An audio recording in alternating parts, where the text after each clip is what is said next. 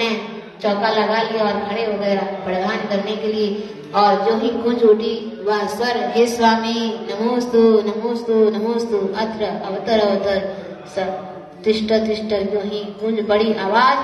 बस तुरंत विधि मिलते ही जाकर के उनके सामने जाकर के खड़े हो गए और प्रदान किया और आहार दे। देखो तो सौभाग्य, आप लोग तो मात्र एक मुनिराज मिल जाएं, आचार्य श्री मिल जाएं तो इतने गदगद भाव से आप लोग आहार देते हो, अपने आप को धन्य मानते हो। उनको ऐसा सौभाग्य प्रथम बार, और वो भी प्रथम तीर्थंकर के लिए आहार देने का सौभाग्य मुझे प्राप्त हो रहा है। धन्य हो धन्य हो धन्य हो। और लेके गए और पाद प्रक्षालन पूजन आदि के माध्यम से उन्होंने जो आहार जल शुद्धि बोल करके अब कितने महीनों वर्षों के बाद आज प्रथम आहार लेंगे। और क्या दिया अंजलि में, अब इतने वर्षों के उपवासी है, वैसे अंदर तो जाएगा नहीं कुछ, तो बस उन्होंने इक्षु रस जिन्होंने उन्होंने सिखाया है, जिस खेती को कृषि को सिखाया है उसी के माध्यम से जो प्राप्त हुआ, तो बस उसी को उन्होंने चलाया। और इतने महान तपस्वी थे और इतनी बड़ी काया थी, 500 धनुष ऊंची काया। अब उनकी अंजलि भी कितनी बड़ी होगी, अब उनकी अंजलि भी बहुत बड़ी होगी। तो बस मात्र 3 अंजलि उन्होंने इक्षु रस लिया, उसी में उनका तृप्त हो गया और अंजलि छोड़ दी। और ऐसे गदगद भावों से वहां पर पंचाश्चर्य हो गए, ऐसे धन्य है वे जिन्होंने प्रथम आहार देने का सौभाग्य प्राप्त किया। और ऐसे कई 1000 वर्ष तक, इतने 1000 वर्ष तक उन्होंने घोर तपश्चर्या की। उसके बाद उनको क्या हो गया, समूह शरण की रचना, केवल ज्ञान हो गया और तुरंत उन्होंने समूह शरण की रचना कर दी।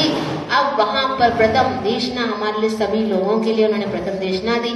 और उसके बाद उसी देशना के माध्यम से आज हम धर्म तीर्थ को पा रहे हैं। अगर वे ना होते तो हमारे लिए आज तीर्थंकरों के माध्यम से धर्मोपदेश भी ना मिलता।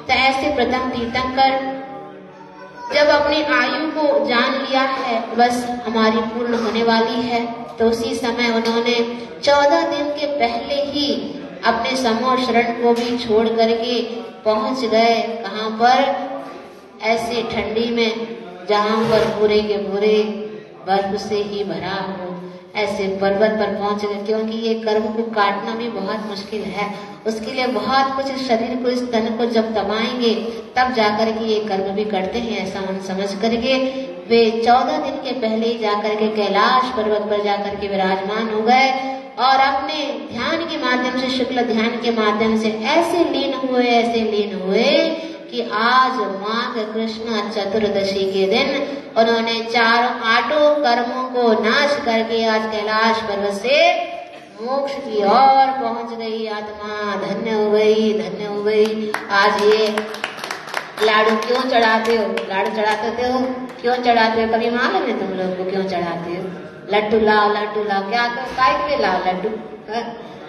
ये शक्कर जो है ना बहुत बहुत मीठी रहती है, ये अनंत सुख का प्रतीक है। उन्होंने ऐसा सुख पाया, जो सुख तुम लोग पा रहे हो तो पाते रहते हो, लेकिन ऐसा सुख है जो अनंत सुख है, कभी पाया ही नहीं। इसका स्वाद कैसे बता? अब तुम लोग कहोगे माता जान सुख कैसे होता होगा, बताओ ना, तो कैसे बता दो? किसी ने रामफल नहीं खाया, क्या नहीं खाया? कभी खाया तो सीताफल तो खूब खाया, लेकिन रामफल खाएगा? जिसने कभी रामफल नहीं खाया उसके बोलो कि तुम स्वाद बता दो, तो क्या बता देगा वो? जब खाएगा तब बता पाए। ऐसी ये अनंत सुख एक बताने वाली चीज नहीं है, ये अनुभव की चीज। जब भी हम मोक्ष पाएंगे तब उसका अनुभव हम करेंगे, तब क्या होगा? तो उस अनंत सुख का प्रतीक जब शक्कर, जब मीठा डालते हो तब इतना आनंदित हो जाता, चेहरा प्रसन्न हो जाता मीठा खाने पर। वो मीठा खाए बिना क्या भोजन नहीं होता है, आता जो पहले मीठा चाहिए। तो ऐसे अनंत सुख का प्रतीक के कारण स्वरूप आज हम ये लाडू उनके चरणों में समर्पित करते हैं। भगवान, जैसे आपने अनंत सुख पाया है, जैसे मोक्ष सुख संसार से तर गए हो, ऐसे हम लोग को भी संसार से जल्दी तारे और आप जैसे अनंत सुख को प्राप्त करेंगे। हमारी आत्मा भी आपकी आत्मा में मिल जाए, ऐसा सौभाग्य हम लोग के लिए प्राप्त हो। उस सिद्ध शिला तक पहुंचने का सौभाग्य भी हम लोग के लिए प्राप्त हो। ऐसा समय वह जल्दी से जल्दी शीघ्र ही वह अवसर प्राप्त हो। इसी मंगलमय भावनाओं के साथ दिन कब बीते हैं स्वयं बीत जाते हैं, दिन कब बीते हैं स्वयं बीत जाते हैं। गड़े फूटे बर हो स्वयं बीत जाते हैं, गड़े फूटे बर हो स्वयं बीत जाते हैं। जो बना लेते हैं धर्म को अपना मीत, जो बना लेते हैं धर्म को अपना मीत, वे जन्म को तो छोड़िए मृत्यु तक जीत जाते हैं, वे जन्म को तो छोड़िए मृत्यु तक जीत जाते हैं। बोले आदि ब्रह्मा श्री आदिनाथ भगवान की, भगवान की मोक्ष कल्याणक महा महोत्सव की। जब आने के ज्ञान दें